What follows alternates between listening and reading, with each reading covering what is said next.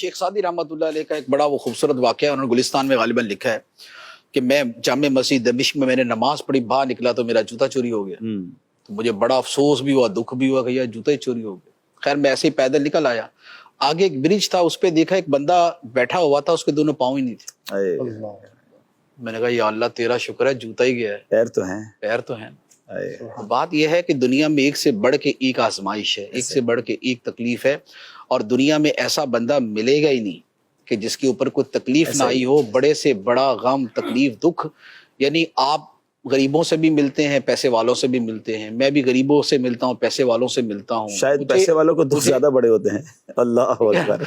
मुझे नहीं याद पड़ता कि मैंने जिंदगी में आज तक कोई एक बंदा ऐसा देखा हो कि जो ये कहे कि मुझे कोई दुख नहीं, मुझे कोई परेशानी नहीं है। वो एक वाकया मैं आपको सुनाता हूँ कि किसी बुजुर्ग के पास जो है वो बाद में तो किसी और की तरफ मंसूब किया है, लेकिन एक बुजुर्ग का भी वाकया कि उनके पास एक औरत आई और उसने कहा जी मेरा बेटा फौत हो गया, इकलौता बेटा था, जवान था, वही सहारा था मेरा, वो फौत हो गया, आप इसे जिंदा कर दें।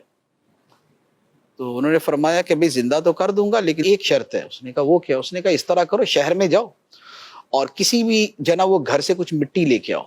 घर ऐसा होना चाहिए कि जिसके अंदर कभी मैयत ना हुई हो। क्या बात। उसने कहा ठीक है। वो 4-5 घरों का बोल दिया कि इतने घरों से ले आना।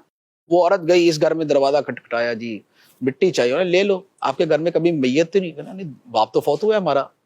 अगला जी माँ तो हमारी भी फौत हुई है, दादा तो हमारा भी मरा ही है, दादी तो हमारी भी दुनिया से गई है, अगले जी बच्चा तो मेरा भी दुनिया से गया, भाई मेरा भी फौत हुआ। अल्लाह अल्लाह अल्लाह। आधा शहर छान मारा, कोई घर ऐसा नहीं मिला कि जिसके अंदर कभी मैयत ना हुई।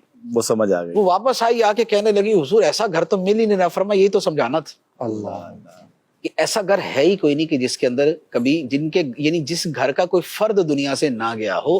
तो हर बंदे के साथ कोई ना कोई शय मुताल्लिक होती, वाबस्ता होती है। अब अपनी मर्जी है कि शोर मचा के उस तकलीफ का वजन बढ़ा ले या सवाब आखिरत और अल्लाह की रिजा पे नजर रख के उसी बोझ को सवाब जो क़यामत में नेकियों का पलड़ा है, नेकियों के पलड़े के अंदर वो बोझ उठा के डाल दें।